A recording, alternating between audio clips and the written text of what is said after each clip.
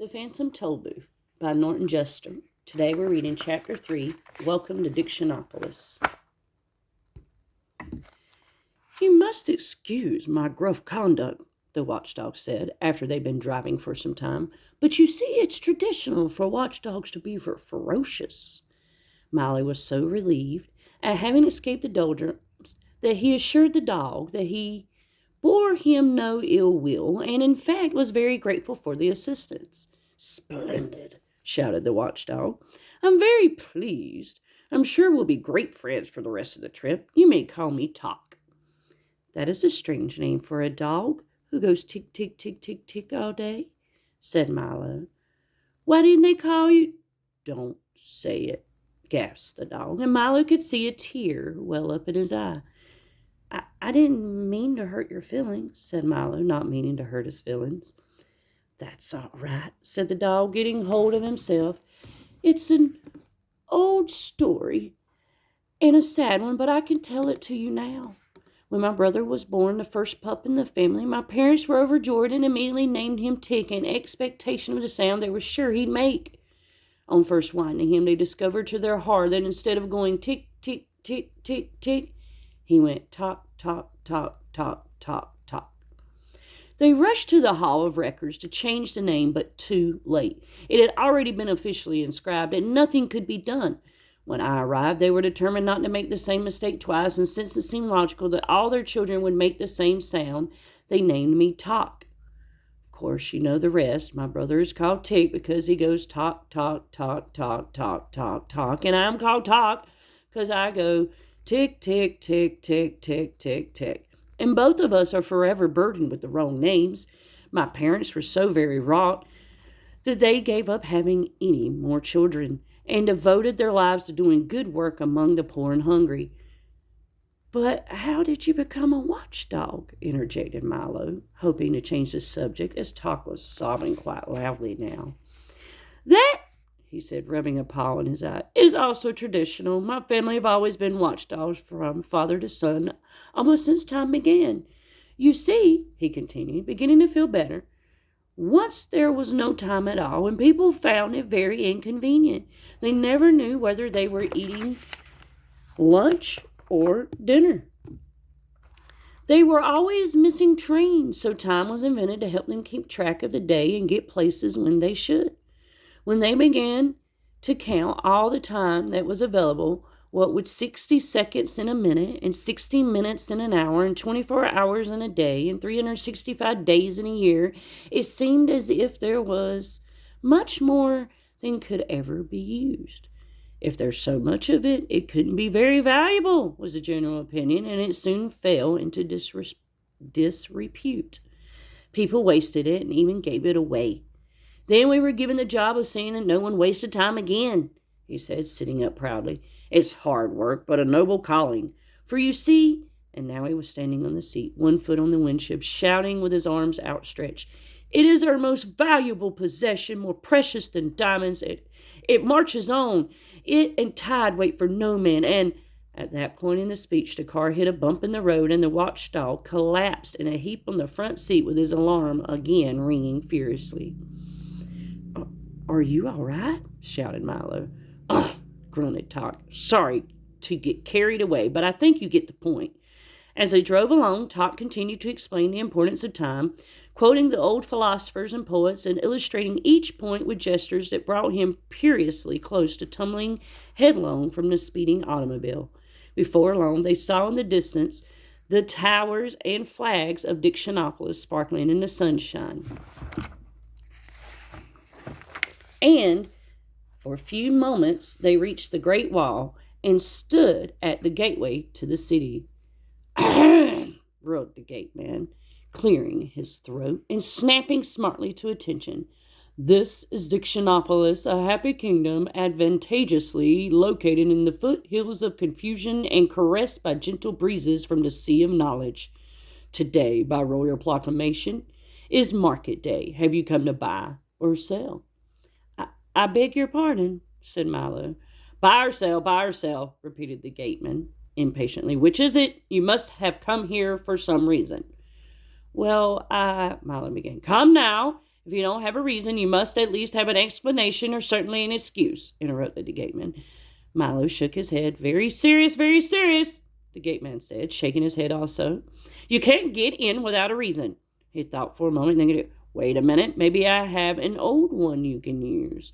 He took a battered suitcase from the gatehouse and began to rummage busily through it, mumbling to himself, No, this won't do. No, this is fine, he cried triumphantly, holding up a small medallion on a chain. He dusted it off and engraved on one side were the words, Why not? That's a good reason for almost anything. A bit used, perhaps, but still quite serviceable. And with that, he placed it around Milo's neck, pushed back the heavy iron gate, bowed low, motioned them into the city. I wonder what the market will be like, thought Milo, as they drove through the gate. But before there was time for an answer, they had driven into an immense square crowded with long lines of stalls heaped with merchandise and decorated in gay-colored bunting. Overhead, a large banner proclaimed, Welcome to the World Market. And from across the square, 5 very tall, thin gentlemen, regally dressed in silks and satins, plumed hats, and buckled shoes, rushed up to the car, stopped short, mopped 5 brows, caught 5 breaths, unrolled 5 parchments, and began talking in turn. Greetings, salutations, welcome, good afternoon, hello. Milo nodded his head, and they went on reading from their scrolls. By order of Eyes, the Unabridged, King of Dictionopolis, Monarch of Letters, Emperor for Phrases, Sentences, and Miscellaneous Figures of Speech, we offer to you the hospitality of our kingdom, country, nation, state, commonwealth, realm, empire, palatinate, principality. Do all those words mean the same thing? Gasped Milo. Of course. Certainly. Precisely. Exactly. Yes, they replied in order. Well then, said Milo, not understanding why each one said the same thing in a slightly different way. Wouldn't it be simpler to use just one? It would certainly make more sense. Nonsense. Ridiculous. Fantastic. Absurd. Bosh. They chorused again and continued. We're not interested in making sense. It's not our job, scolded the first. Besides, explained the second, one word is as good as another, so why not use them all? Then you don't have to choose which one is right, advised the third. Besides, sighed the fourth, if one is right, then 10 or 10 times is right. Obviously, you don't know who we are, sneered the fifth, and they presented themselves one by one as the Duke of Definition, the Minister of Meaning, the Earl of Essence, the Count of Connotation, the Undersecretary of Understanding. Milo acknowledged the introduction, and as Tot growled softly, the minister explained, We are the king's advisors, or in more formal terms, his cabinet. Cabinet? Recited the Duke. A small private room or closet cased with drawers, etc., for keeping valuables or displaying curiosities. 2. Council room for chief ministers of state. 3. A body of official advisors to the chief executive of a nation. You see, continued the minister, bowing thankfully to the Duke, Dictionopolis is the place where all the words in the world come from. They're grown right here in our orchids. I didn't know that words grew on trees, said Milo timidly. Where did you think they grew? Shouted the Earl irritably. A small crowd began to gather to see the little boy who didn't know that letters grew on trees. I didn't know they grew at all, admitted Milo, even more timidly. Several people shook their heads sadly. Well, money doesn't grow on trees, does it? Demanded the Count. I've heard not, said Milo. Then something must. Why not words? Exclaimed the Undersecretary triumphantly. The crowd cheered his display of logic and continued about his business.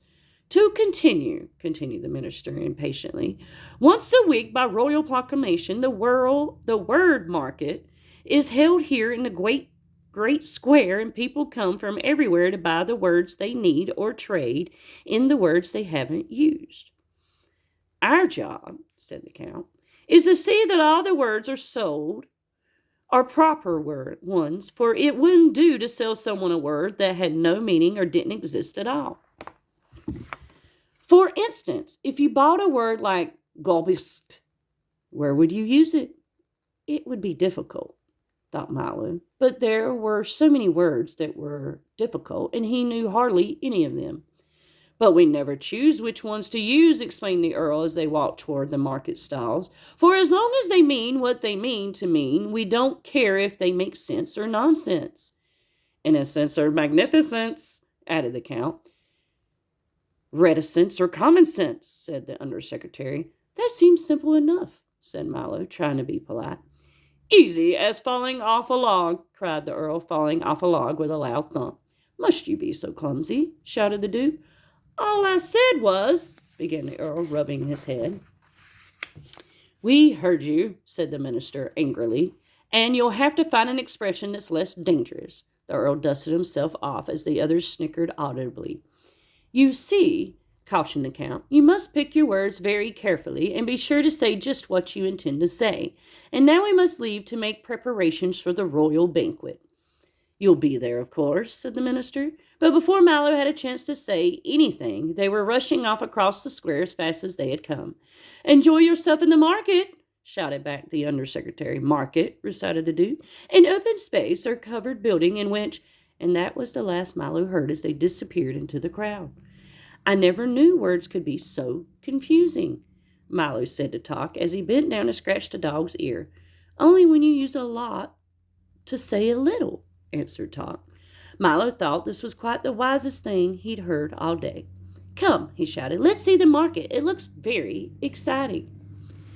Thank you for listening. If you like what you heard, please click like and subscribe. Don't forget to listen out for the next chapters coming in the book.